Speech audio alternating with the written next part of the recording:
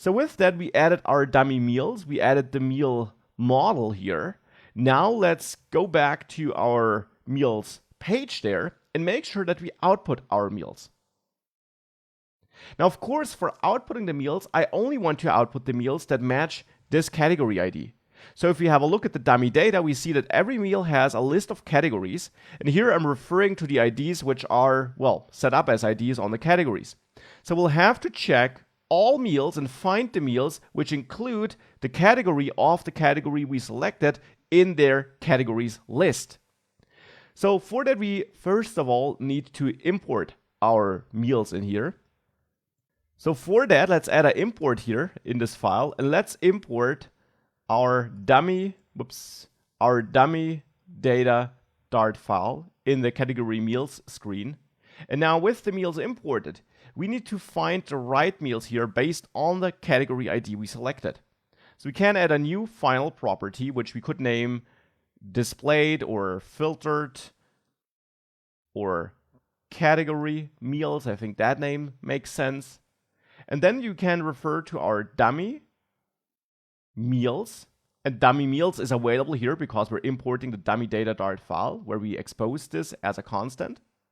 And the dummy meals can now be filtered with the where method. Where returns as a new iterable, and we can convert it to a list with the toList method, which only contains elements that satisfy a condition which we specify in an anonymous function we pass to where. This function receives every item. It goes through all elements in dummy meals. It receives each item then here as an input. And we have to return true if we want to keep it in the new list which is generated, or false if we don't want to include it in the new list. So here we want to return true if the meal we're looking at has the category ID included in its categories. And thankfully, categories is a list, and on list we not only have where, but Dart also offers us a contains method. And contains returns true if that list contains a specific value. The specific value we want to check for is the category ID, of course. If that category ID is included in the categories of our meals, then this meal belongs to that category. So category meals now would be our filtered categories, and hence here for the item count we can now use category meals.length because that is the amount of items we have. And now we can start building our list item. And for a very simple start, just to see whether that works, I'll just return a text here that should output the name of the meal, so that we can simply see whether we're identifying different meals before we then start on styling and layouting the meals in an appropriate way. So here we can access category meals, and then for the index for which this list item is getting generated. And then, since this of course is of type meal, we have the title available here. And with that, we should be able to save this and do a full restart maybe. And now hopefully have an application where we can indeed display the meals for this category we selected on the right screen.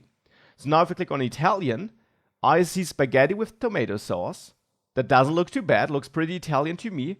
And if I go to the dummy data Dart file here, I indeed see spaghetti with tomato sauce is part of C1, which is the ID of Italian. Now let's see if something else is part of C1. Nope. We have a couple of values that would be part of C10 though, which is summer. So let's see whether we also can display multiple recipes. If we scroll down to summer and click on that, yeah, here we got 3 items. So this seems to work. Filtering and selecting based on the ID seems to work. Got no hamburgers though, that's strange. Let's quickly check that. Pretty sure we should have a hamburger. Classic hamburger has C2 as a category. Oh, that's quick and easy. That should be C3.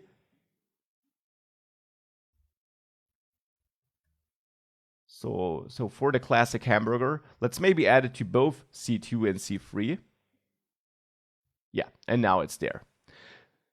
So this seems to work. Now we can select different categories and display different meals based on the category we selected.